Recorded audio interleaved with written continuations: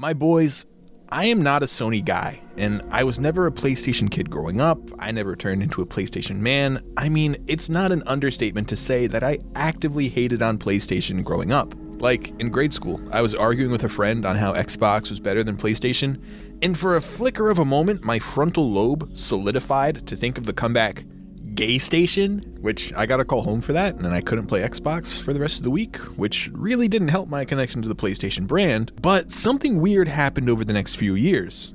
As I grew up, I just stopped caring about trying to preach my console of choice like a pastor visiting a college campus. I went from being a 10-year-old spewing Xbox propaganda and having a visceral reaction when someone said they had a PlayStation to just not caring. Like, I even favor PlayStation over Xbox in the modern day.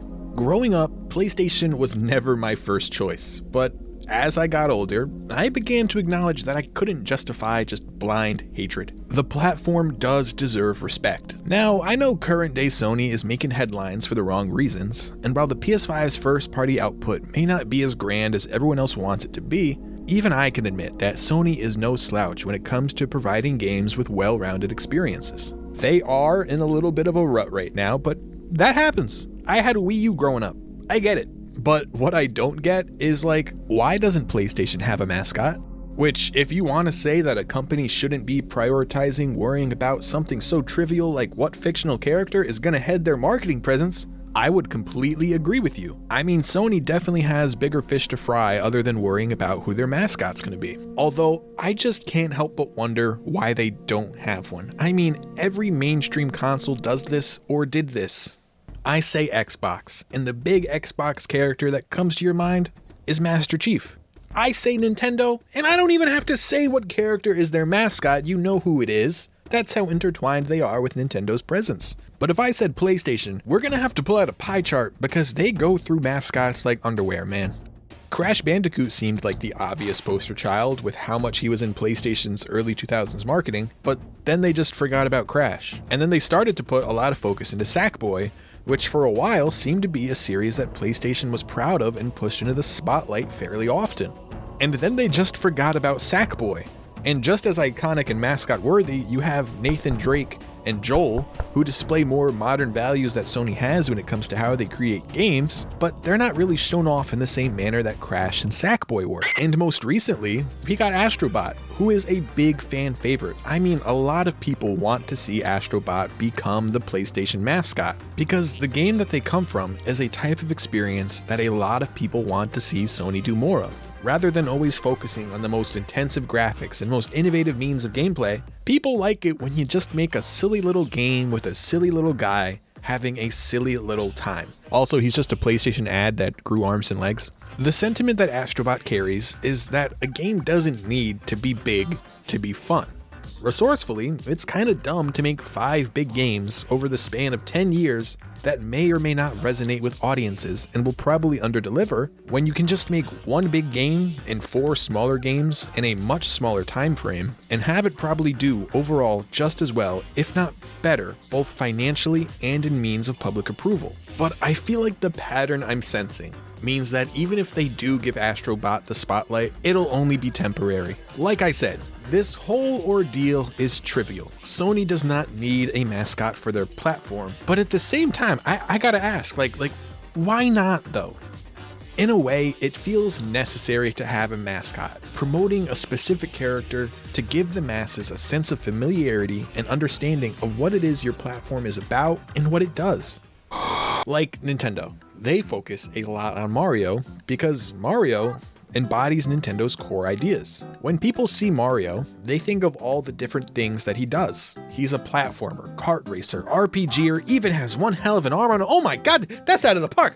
Mario is very accessible with the variety of games that he has. But most importantly, above all else, those games show us that Mario is lighthearted fun, accessible and fun.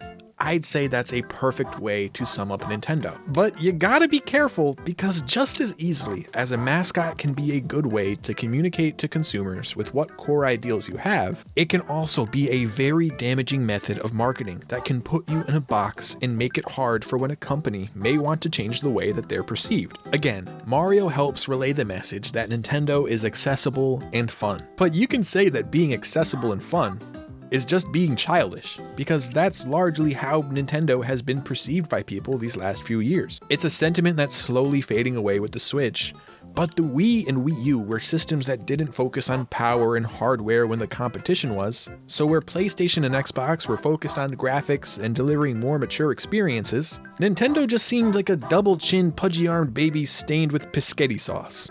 Granted, you can't blame Mario being the mascot for that entirely.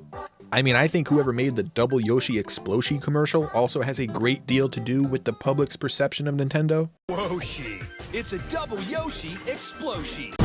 So let's look at another case of where having a mascot for a gaming platform can be damaging to the public reception, because goddamn, no one shoots themselves in the foot quite like Xbox. One of the things that put Xbox on the map was Halo. And the Halo games used to provide a level of quality and well-rounded experience in terms of gameplay and online interactivity. Even the stories were banging. The reception Halo got was so overwhelmingly positive that Xbox leaned into Master Chief as their mascot, which led Halo and Master Chief to make up a big portion of Xbox's identity. For a time, Halo was an absolutely legendary IP held in such high regard. So when the games did begin to decline, it affected the perception of Xbox in a big way. And again, Master Chief isn't the core reason why Xbox is perceived the way it is, but you can see where having a mascot can do more harm than good. It can put these platforms into a box and tie them to a set perception that can be very difficult to break free of. So when thinking of gaming platform mascots in that regard, it actually seems like Sony's better off in not indulging with that practice. While a mascot can provide that ability to convey the core ideals, they can just as easily muddy up the public's perception. Initially, I was miffed at the notion that PlayStation did not have a set mascot, but I honestly think their approach towards it is the best way to do it. Rather than have one mascot that cements what it is they bring to the table, they're always switching them out, which in turn just makes PlayStation feel very diverse and ever evolving in the experiences that they provide.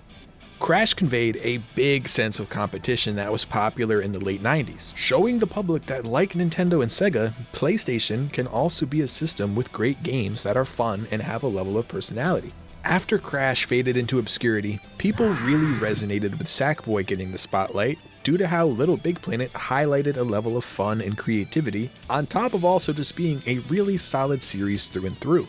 And after Sackboy got the boot, Uncharted and The Last of Us took the spotlight, which kept the means of fun and solid gameplay that we grew to expect from PlayStation, but elevated the public's idea of how games can tell stories. Joel and Ellie and Nathan Drake aren't really conventional mascots, but for a while they really did feel like the faces of PlayStation. And today, with the current state of gaming being the slippery slope that it is, to say the least, people really want to see Astrobot get the spotlight next. And with everything I've gone into today, I think it's important to note that beyond Astrobot just being another cute mascot, the real reason people are pushing for him so hard is because Astrobot is a game that many people want to see PlayStation do more of. Sony trying to make every game another Last of Us or Uncharted style experience just is not a good practice, because it really does gum up the works. It's very hard to release such ambitious titles at a rapid, steady pace, as is telling by the PlayStation 5's first-party library, and also, people don't always want to play a 40+ hour story-intensive game. Sometimes people just want 12 hours as a silly little robot. What's really odd though is PlayStation doesn't seem to want to embrace Astrobot and those ideals. At least how I see it, at the moment, Sony seems pretty keen on making each game as ambitious as possible, which is so cool, but so not sustainable. Like we saw with Concord, what happens when these huge time-consuming $100 million titles don't do well on the market? You're not only damaging the brand financially, but you're also just damaging the way in which the PlayStation brand as a whole is perceived. It seems like everyone is so keen on pushing Astrobot as the mascot because we'd all love for Sony to understand that smaller games aren't worse games. We want to see Astrobot be the next PlayStation mascot because we want the way that we currently perceive PlayStation to be changed. But my boys, that is just my own thoughts on the matter. So of course, let me know yours, and take care of yourselves.